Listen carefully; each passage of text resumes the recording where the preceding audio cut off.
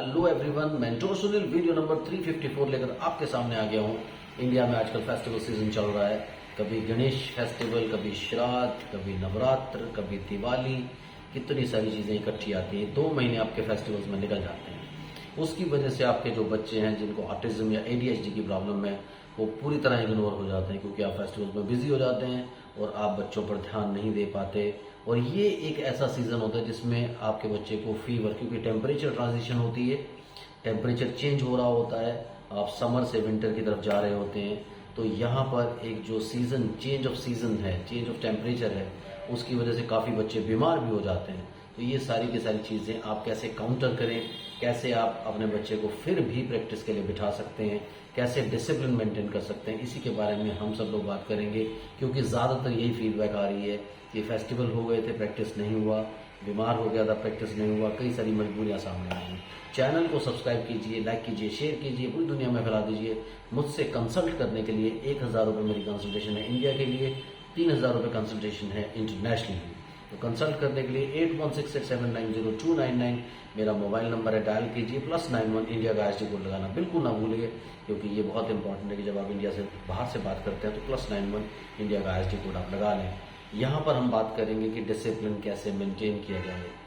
Life में कई सारी चीज़ें होती हैं, कुछ चीज़ें हमारी प्रायोरिटीज़ होनी चाहिए। जैसे ह्यूमन लाइफ हमारी प्रायोरिटी होनी चाहिए, यानी बच्चे हमारी प्रायोरिटी होने चाहिए। फेस्टिवल्स आ रहे हैं, कुछ प्रॉब्लम हो रही है, आप इसमें कैसे आप मैनेजमेंट कर सकते हैं। आपकी सबसे बड़ी घरों की जो प्रॉब्लम्स होती है वो ये होती है कि आप 3 टाइम का खाना बनाते हैं, उसके साथ साथ घर की सफाई करते हैं, उसके साथ साथ बहुत सारी चीज़ें आप ऐसी करते हैं जिसकी वजह से आपका पूरा दिन लग जाता है। और फेस्टिवल्स में आपको कुछ एक्स्ट्रा टाइम की ज़रूरत होती है फेस्टिवल्स को मैनेज करने के लिए। उसकी वजह से क्या होता है कि बच्चे टोटली इग्नोर हो जाते हैं।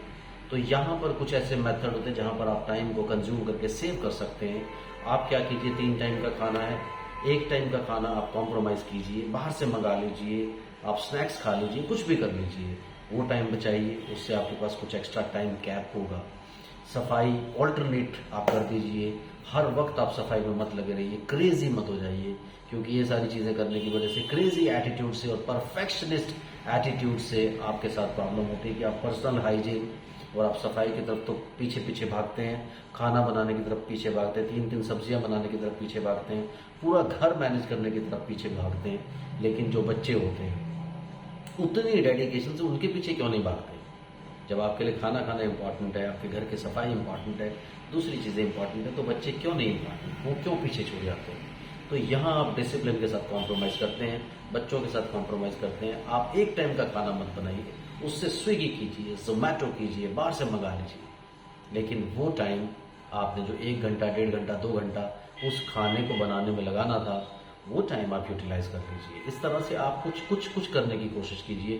फिर आप इतने ज़्यादा ऑर्थोडॉक्स मत हो जाइए कि यार मैं तो बाहर का खाना नहीं खा सकता, मुझे ये प्रॉब्लम है, मुझे वो प्रॉब्लम है। एक दूसरे के साथ कोऑपरेट करके चलिए, ताकि आपको घर में कुछ चीज़ों को मैनेज कर, क्योंकि टाइम को तो कंजर्व करना पड़ेगा ना आपको। अगर आप टाइम कंजर्व नहीं कर पा रहे हैं तो आपके साथ प्रॉब्लम, और ये सब घरों में प्रॉब्लम्स होती हैं। ये प्रॉब्लम्स होने की वजह से दिक्कत कहाँ पे आती है कि आप बच्चे को कहीं ना कहीं इग्नोर करते हैं।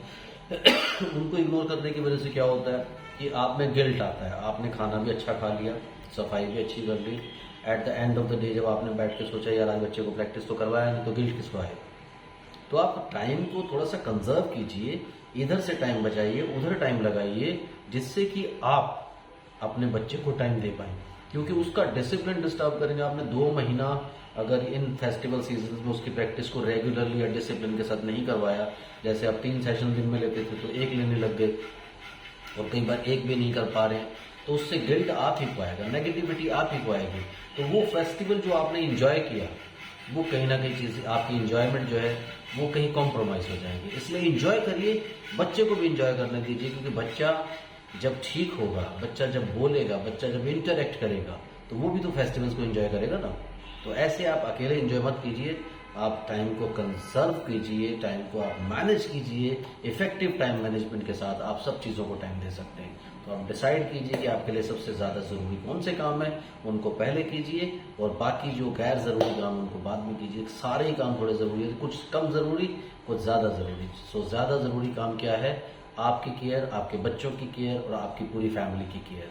तो पहले आप अपने बच्चे की केयर कीजिए, टाइम बचाइए, उसके बाद आप दूसरी चीज़ों पे टाइम लगाइए।